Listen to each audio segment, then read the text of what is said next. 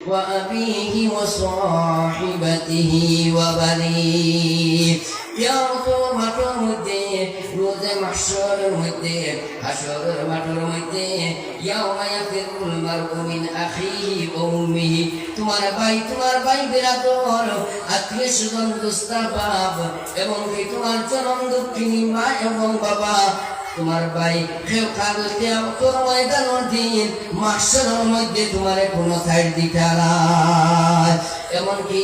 সারে বিবাহ করিয়া আনলাল বিবাহ করিয়া আনার পরে এন্দের বিয়া সারা জিন্দেগি খাটাইলায় তার করণ পোষণ সম্পূর্ণ দিলায় খালি কুড়াই খাওয়াই নাই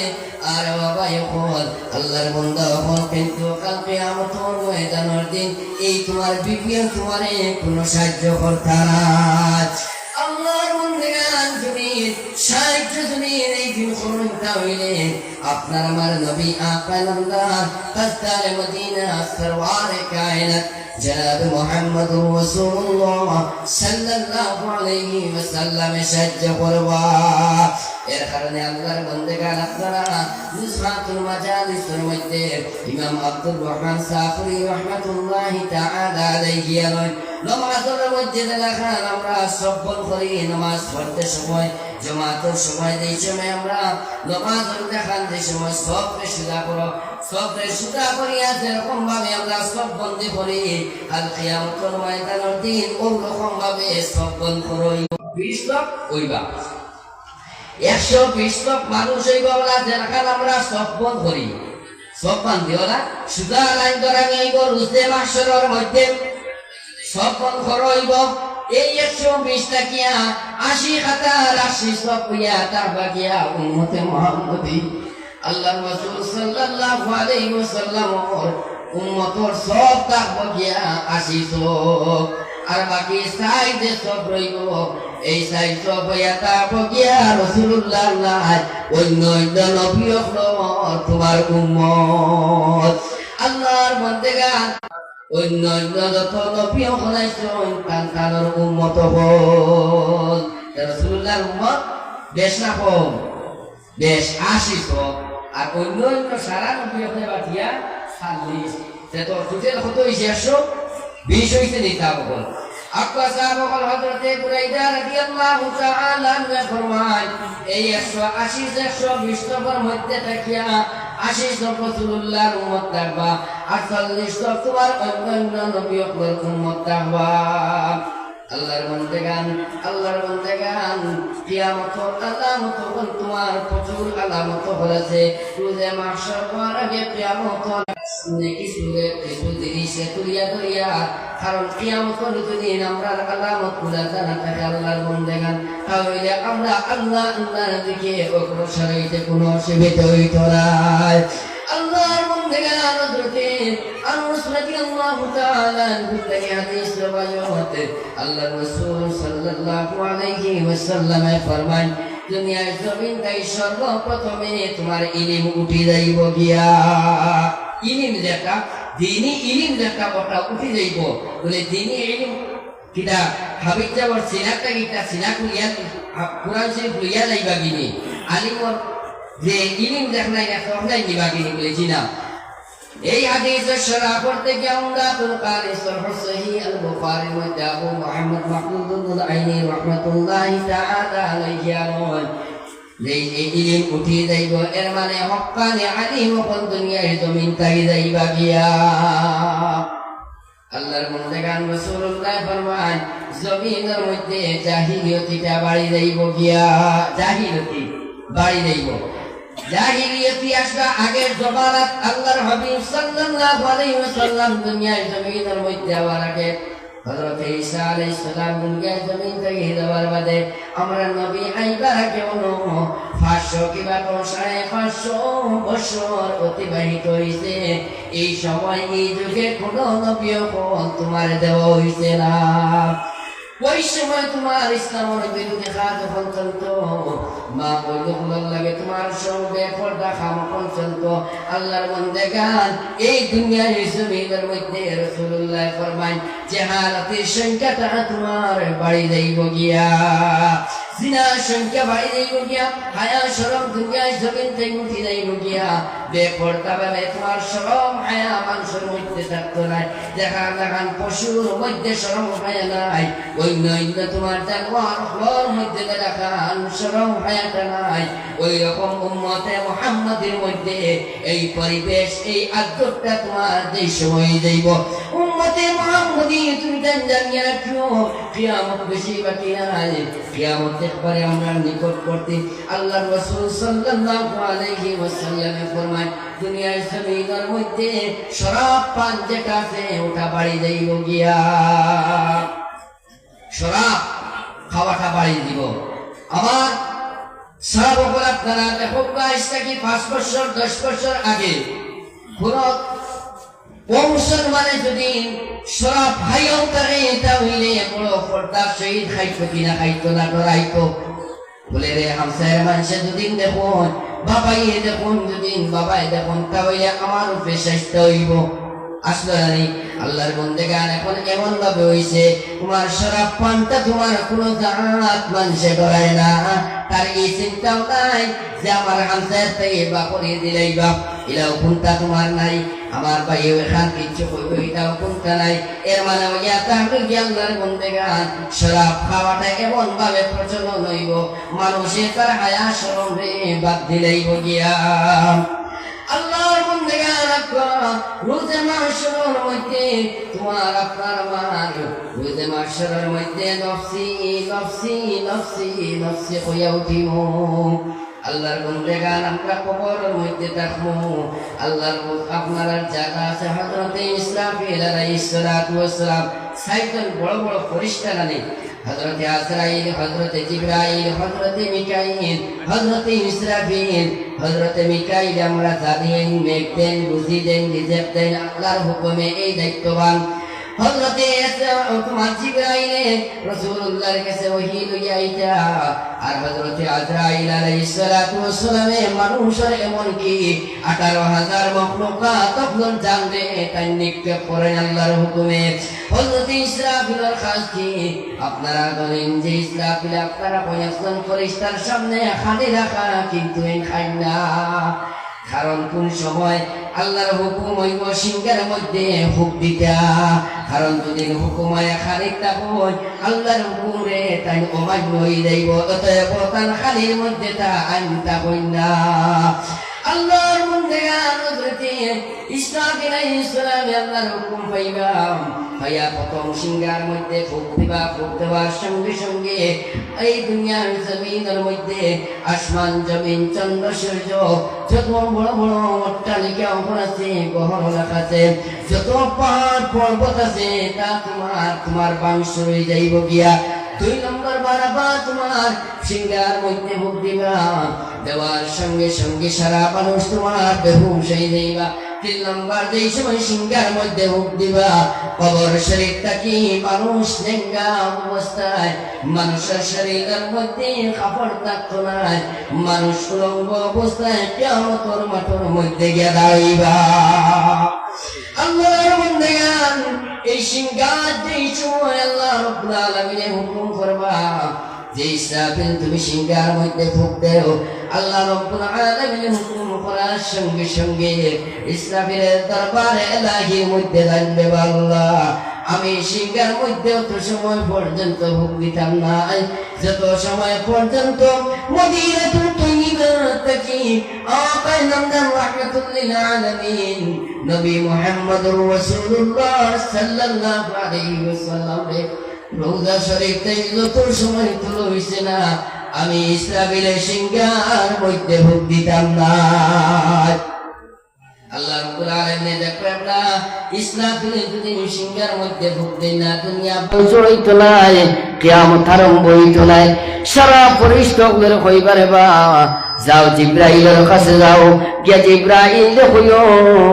তাই নবী মুহাম্মদুর রাসূলুল্লাহর কাছে একদিন নাই 2 দিন নাই গোটা 23 বছর আমার নবীর দরবারে রিসালাতের মধ্যে আইছো। দরবারে নিসানতের মধ্যে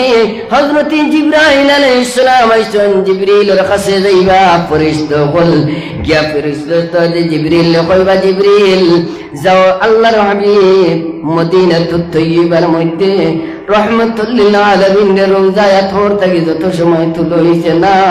কত সময় আল্লাহ রাব্বুল আলামিনে ইসরাফিলের সিংহার মধ্যে ঢুক দেন না। সারা ফেরেশতাগণ যেই সময় আমার নবীর রওজায় তোর দ্বারা যাইবা গিয়া সালাত ও সালাম পেশ করবা, সালাত ও সালাম পেশ করিয়া জিবরিলে জানাইবা ও মুহাম্মদ আল্লাহর হাবিব আপনার এই রওজা শরীফ থেকে আপনার মদন মুবারক তুলকা হাসরের মাঠ কাই হইতো ইয়া রাসূলুল্লাহ যত সময় পর্যন্ত আপনি এই রওজা শরীফ থেকে আপনি উঠিছেন না অত সময় ইসরাফিলের সিংহার মধ্যে ভোগ দিতারা। আল্লাহর বান্দাগণ লক্ষ্য হরকা রওজা শরীফ থেকে আওয়াজ আয় জিবরিল আল্লাহর হাবিবে জানাইবা ইয়া জিবরিল আমার উম্মত রে তুমি দুজখের মধ্যে দিয়ে আইছনি আমি নবীর রওজা শরীফ থেকে তুলাত। জিবরিল জানানি ইয়া রাসূলুল্লাহ এখনো পর্যন্ত আপনার কোন উম্মত রে কবর শরীফ থেকে তুলো হইছে না যত সময় পর্যন্ত রহমাতুল লিল আলামিন হাসরের মাঠের মধ্যে গেছেন না। আল্লাহর হাবিব এই আওয়াজ শোনার সঙ্গে সঙ্গে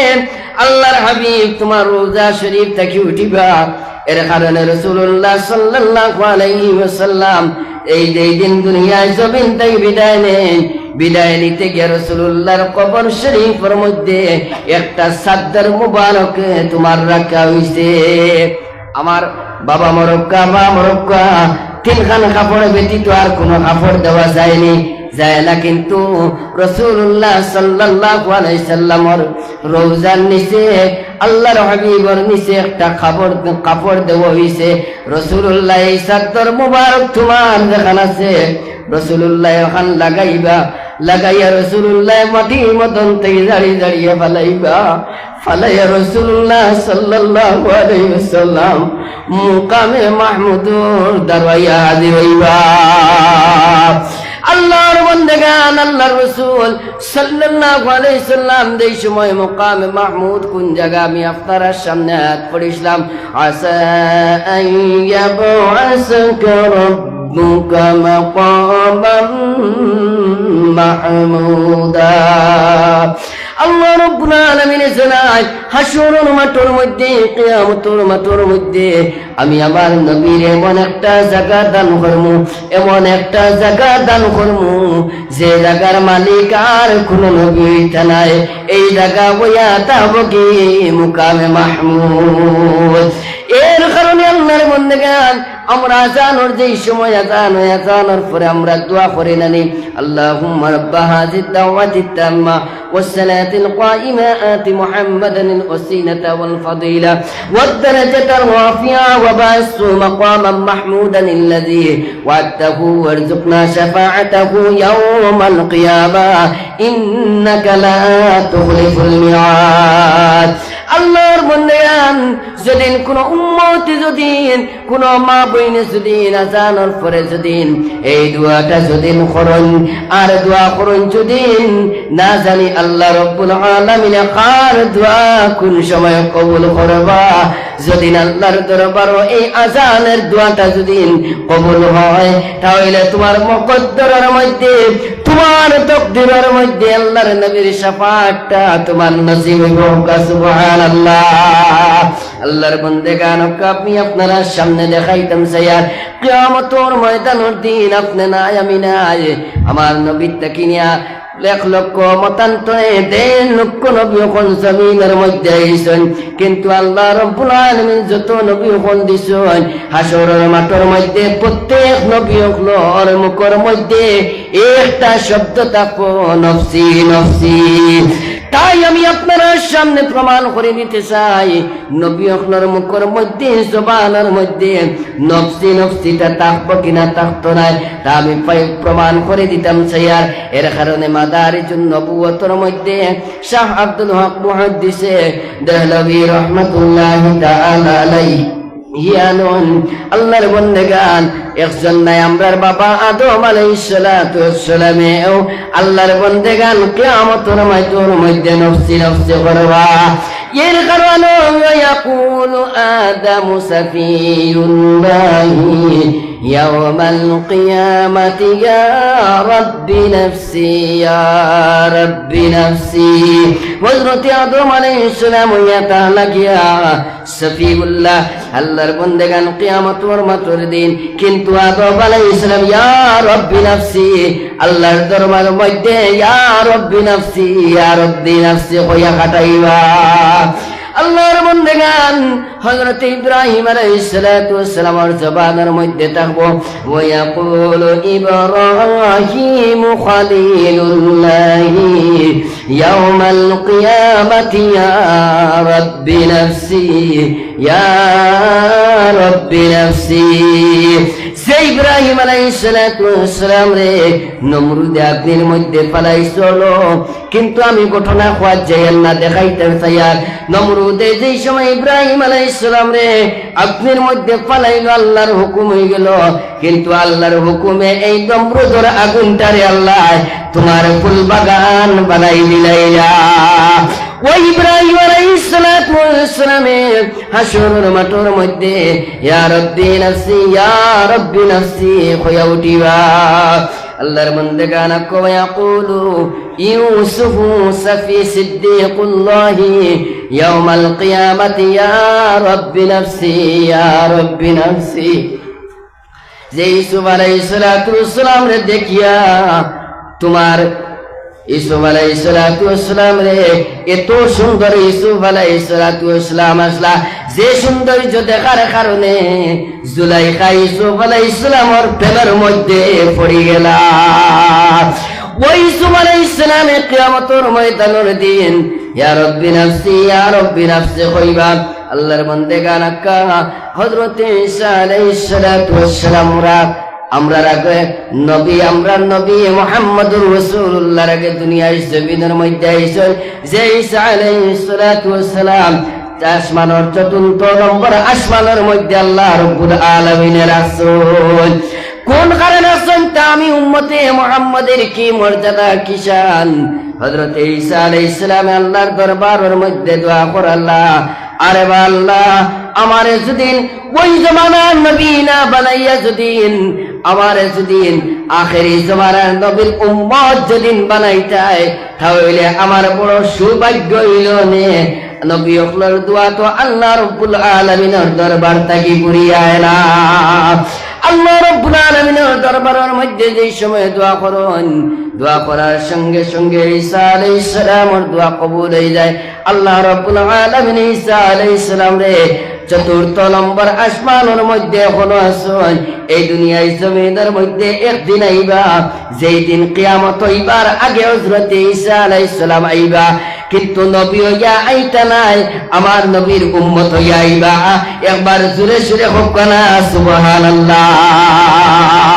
হযরত ঈসা আলাইহিস সালাম 500 বছর দুনিয়ায় জমিনের মধ্যে বাঁচিবা আল্লাহর বন্দেগান হযরত ঈসা আলাইহিস সালাম জমিনে 500 বছর বাঁচিয়া তোমার সাথে করবা বিবাহ করবা একজন ছেলে সন্তান পাইবা তাও আল্লাহ রাব্বুল আলামিনে কুরআন শরীফের মধ্যে তোমার ফরমাইয়া দেন ওয়া আল্লাহর বন্দেগান আল্লাহ রাব্বুল আলামিন জানাই হযরত মুবাশশিরাম বিরাসূলি ইয়াতি ইসমুহু আহমদ আল্লাহ রাব্বুল আলামিনে তোমার হযরত ঈসা আলাইহিস সালামের ঘরের মধ্যে একজন ছেলে সন্তান দিবা যার নাম হইয়া তাহমগে আহমদ এই যে ঘটনা আল্লাহর কালাম কুরআন শরীফের মধ্যে আল্লাহ রাব্বুল আলামিন এত সুন্দর করিয়া রাখছেন আর একটাবার আমরা উচ্চ কণ্ঠ সুরে হই না সুবহানাল্লাহ আল্লাহর বন্দেগান এই হাসরের মাঠের মধ্যে কোন তত নবী হকল আছেন প্রত্যেক নবী হকলে ইয়া রাব্বি নাফসি হইবা কিন্তু আল্লাহর বন্দেগান আল্লাহর হাবিব সাল্লাল্লাহু আলাইহি ওয়াসাল্লাম আকায়ে নামদার তাজদারে মদিনা সরওয়ারে কায়নাত জনাব মুহাম্মদুর রাসূলুল্লাহ সাল্লাল্লাহু আলাইহি ওয়াসাল্লাম ফরমান ইয়াউমাল কিয়ামাতি ইয়া রাব্বি উম্মতি ইয়া রাব্বি উম্মতি আল্লাহর রাসূলের জবান মুবারকের মধ্যে